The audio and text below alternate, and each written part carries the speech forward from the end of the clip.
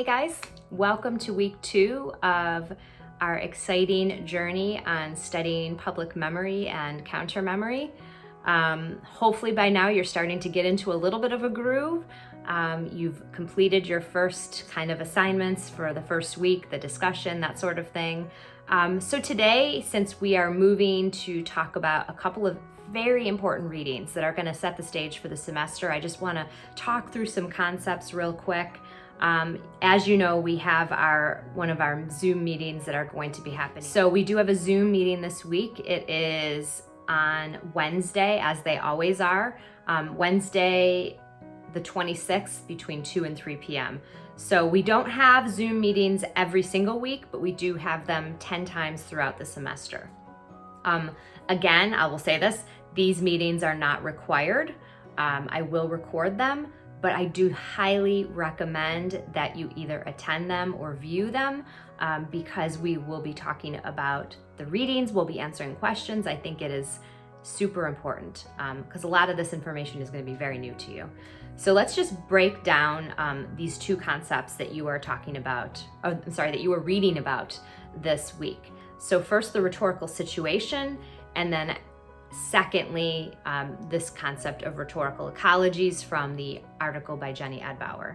So the rhetorical situation is kind of the very framework of rhetoric. So as we're understanding what rhetoric is, how we persuade and move people to action, how we communicate and make meaning, it's really important to understand the rhetorical situation, because as we're trying to make meaning, as we're trying to communicate with other people, the rhetorical situation is what guides us. So the rhetorical situation is a combination of a few different things. So we're thinking about writer, subject, and audience. So the writer is you. You are the person who is communicating.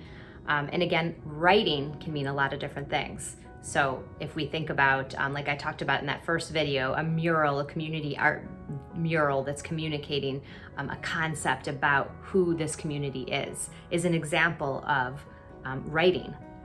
So think about the writer, the subject, what is being communicated, and then the audience, who I am communicating to.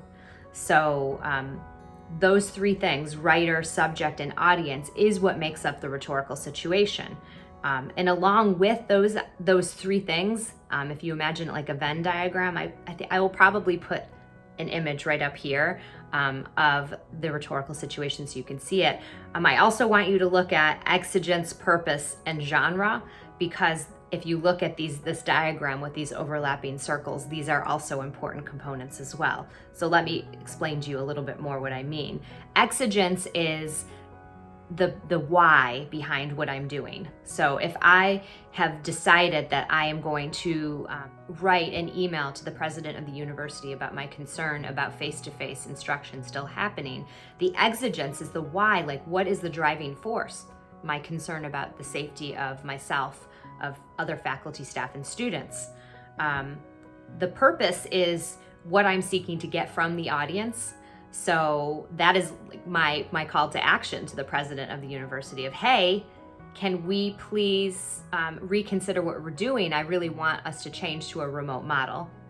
And then genre would be how I'm communicating. And so it would be via email.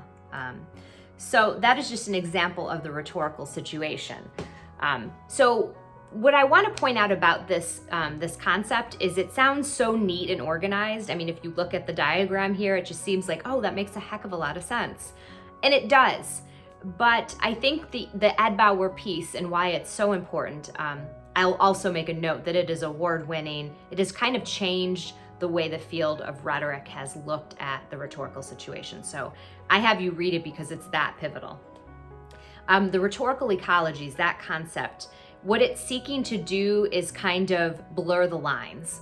So if you look at this little image here, where everything is kind of neat and tidy, rhetoric is not neat and tidy, as you know. The world is not neat and tidy. So what Jenny Adbauer is talking about in her article is that she says at one point that the situations bleed into each other. So I want you to imagine like the dye of fabric bleeding into each other. That's kind of usually the way I think about it. So when we think about writing an email to the president to communicate about our concern that the university is opening up, maybe, and this is a danger to students. If I was thinking about rhetorical ecologies, I would think about other possible scenarios that weigh into that email. Here's something that the rhetorical situation kind of misses. We have a new president. She just started a few days ago. So she is just starting at a new university. Her name is Alicia White, I believe. I should know that. But she's just starting. So if we're thinking about rhetorical ecologies, that's something that weighs into this idea of rhetoric here. She is in a precarious position of wanting to, make her mark on this university, but at the same time, there's a pandemic. So how does she do that and keep people happy? How does she do that and still keep her job? That's where rhetorical ecologies come in. If we think about ecologies as, and I'm not a science person, maybe some of you guys are. If you think about ecologies as different parts of an environment affecting each other, and sometimes not in a neat and tidy way. That's how I think about how rhetoric works in the world. There's a lot of factors at play, and a lot of what this comes to is this idea of public rhetoric and how we as a public affect the way a message is communicated or the way we understand it.